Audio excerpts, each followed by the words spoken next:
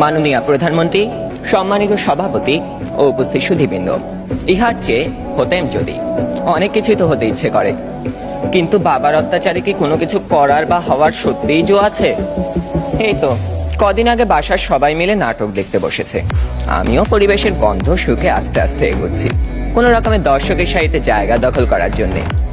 অমনি বাবা গুরুগম্ভীর কণ্ঠে আদেশ জারি করলেন, দুদিন পরে তোমার পরীক্ষা, এখন তোমার এসব নাটক ফাটক দেখা চলবে না। কি আর করা, দরজার চৌকাঠ থেকেই ফিরে যেতে হলো। যেতে যেতেই শুনতে পেলাম নাটকের ছেলেটি তার বাবাকে বলছে, আমি এবার পরীক্ষা দেব না।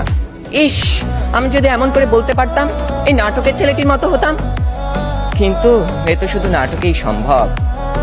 আবার স্কুলের কথাই ধরুন না কেন, সব সময় পরীক্ষা লেগেই আছে। ক্লাস টেস্ট, সাপ্তাহিক, মাসিক, টার্ম, এবং আমাদের স্কুলে আরো একটি পরীক্ষা আছে, পপ টেস্ট। অর্থাৎ বলা নেই কওয়া নেই, স্যার ম্যাডাম ক্লাসে এসে দুম করে বললেন, তোমাদের পরীক্ষা নেব।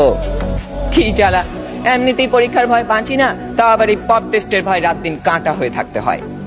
জনান্তিকে বলে রাখি, আমি যদি দেশের প্রধানমন্ত্রী হই, তবে সবার আগে এই পরীক্ষা ব্যবস্থাটা তুলে দেব।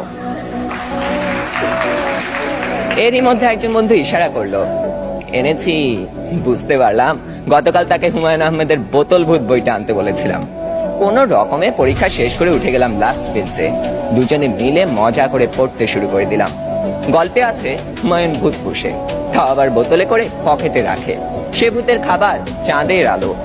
ক্লাসের একজন যখন একথা বলে দিল, তখন অঙ্ক স্যার বোতলটা নিয়ে ভূতটাকে এক ঢোকে পেটের ভিতর চালান করে দিলেন। অমনি স্যারের পেটের ভিতর গুড়গুড় শব্দ উঠতে শুরু করলো, আর তিনি হেঁচকি তুলতে লাগলেন। দম পাটিয়ে হাসতে যাব, হঠাৎ কানে টান পড়তেই শটান দাঁড়িয়ে গেলাম।